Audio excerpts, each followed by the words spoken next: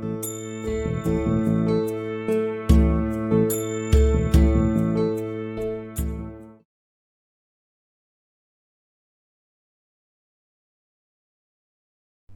dear students. How are you all? I hope all of you are doing good and safe at your homes. So we have already done with the chapter life processes, and today I'm going to start with a new chapter and very interesting chapter, metals and non-metals. So students, in our daily life we can come across with so many elements, so many substances. So that we can be divided into metals and non-metals.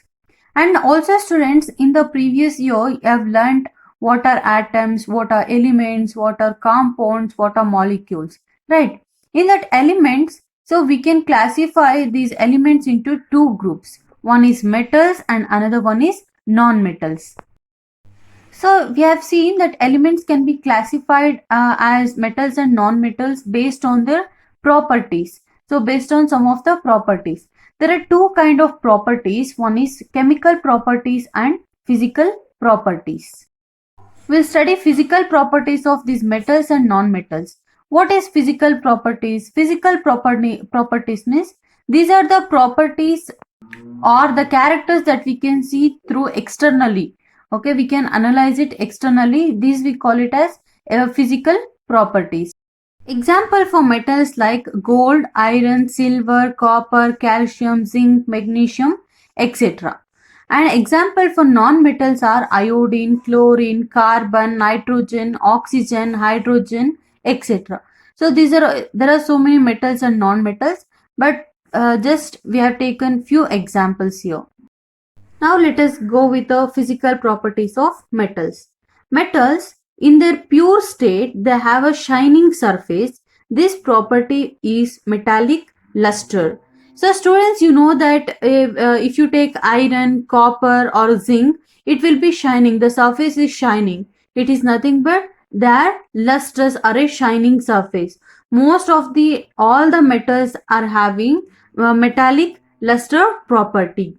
It means they are shiny in nature. For example, if you take gold, silver, platinum, iron, nickel, zinc, copper, so these are all having a shiny surface. Okay, that property we call it as metallic luster.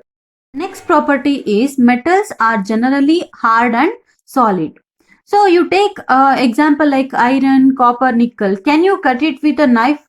So sharp knife? No, it is not possible.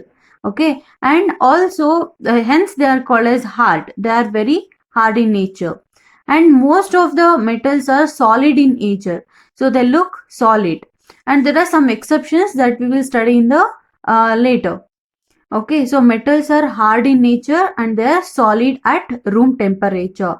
At room temperature, they are solid. But this hardness varies from one metal to another metal. Some metals are very hard and some metals are very low hard. Okay, that we will study in the next coming classes. Okay, this is another property. Next property is metals have a property of malleability and ductility. What is meant by malleability and ductility? Suppose if you take a piece of iron, zinc or copper, so you can by beating them, okay, by beating them with the help of hammer, ಸುತ್ತಿಗೆ ತಗೊಂಡು ಹೊಡೆದಾಗ we can convert them into thin wires and also thin sheets, right? So that we call it as malleability and ductility. Malleability means so metals on beating we can convert them into thin sheets. Okay, thin sheets we call it as malleability. And metals that can be converted into thin wires we call it as ductility. Okay, thin wires. So malleability means converting them into thin sheets and ductility means converting into thin wires. So the ability of a metal to be drawn into thin wires we call it as ductility, and the ability of a metal to drawn into thin sheets we call it as malleability. So you know one fact. So 1 gram of gold we can drawn into 2 kilometers. That much of thin wire we can make it from 1 gram of gold. Okay, from we can drawn a thin wire of 2 kilometers from 1 gram of gold. So this is a surprise fact. So just because of this malleability and ductility property, so metals can be given different shapes according to our needs, right? For example, ನಮ್ಗೆ ಏನೋ ಒಂದು material ಬೇಕು ಅಂದ್ರೆ ಅದನ್ನ ನಾವು ಯಾವ ಶೇಪಿಗೆ ಬೇಕಾದ್ರೂ convert ಮಾಡ್ಕೋಬಹುದು. So this is one of the property. And also these metals, next property is metals are good conductors of heat and electricity. So in the kitchen we use like aluminum or copper vessels, right? So because they are or silver items like this, so because they are good conductors of heat, okay, they are very good conductors of heat. So this is one of the property. And also you know that metals are good conductors of electricity also. So you know that all the wires, electrical wires are made with copper, and it is covered with a plastic or any rubber or any PVC coating, right? Because that copper, these metals are very good conductors of heat and electricity. So this you must know. So we have already know that wires that carry current in our homes have a coating of PVC, like a green color or a red color or blue color coating. So PVC, it is a rubber like material.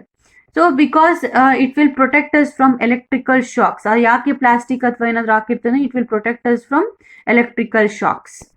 Next, metals are generally sonorous. Sonorous nothing but they will produce sound.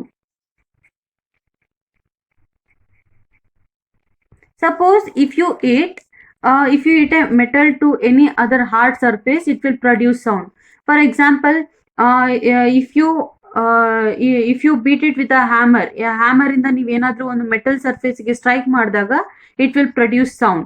And also in the temples ಆಗಿರ್ಬೋದು, ಅದೇ ತರ school bells ಆಗಿರ್ಬೋದು, ಒಂದು metal ಇನ್ನೊಂದು ಮೆಟಲ್ಗೆ strike ಮಾಡಿದಾಗ it will produce a sound.